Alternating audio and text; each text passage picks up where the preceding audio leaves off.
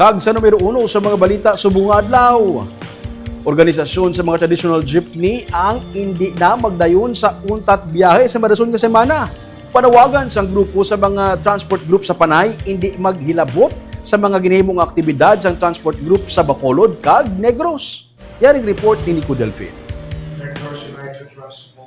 Makaligad sang positibo nga paghinunanon sa katapos ang Konseho sang Bacolod, nagdesisyon ang katapos ang Negros United Transport Coalition nga ipaiway nila ang ginaplano nga 5 ka adlaw nga pag-untat biyahe sa madason semana. Ginpahayag ni Bacod Manibela President Rudy Catedral nga nagapasalamat sila sa pagklaro sang Konseho. Angot sa ila ginakahangawan nga pagpanakop sang mga traditional jeepney unit kag ang pagduso man sang resolusyon nga nagasuporta sa ila panawagan nga mapalawig ang paghatag sa ila sang kahigayunan nga makabiyahe pending sang pagproseso nila sang ginakinahanglan nga mga requirements kag permit. Stop man iokon iatras ang pag-untat biyahe, ang pag-strike sang atong nga grupo bangod nga gintagaan man sang solusyon sang aton nga City Council sa mga konsihales ni Al Victor Espino kag sang aton man nga tanan nga mga konsihal sa Bacolod.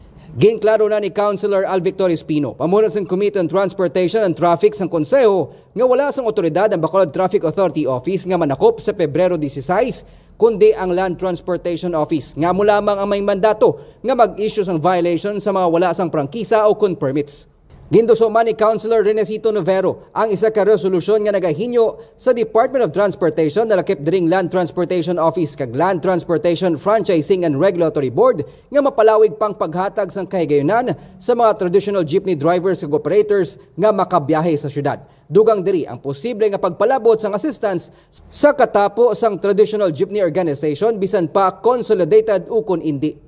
Ang resolusyon ang ginsuportahan sa katapos ang Konseho sa tuyo nga mabuligan ang katapos ang transport sector nga apektado sa ginapatuman nga Public Utility Vehicle Modernization Program sang gobyerno.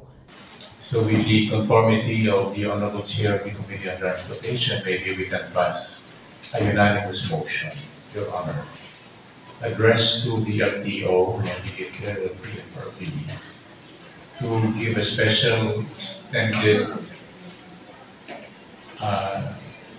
dispensation of grace to the affected sector, transport sector in the city of Bacolod.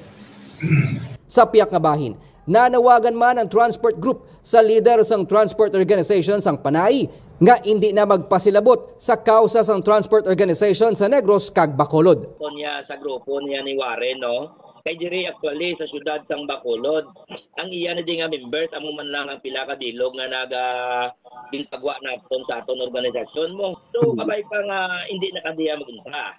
Kay kering-kering niya namon sa syudad sang Bacolod.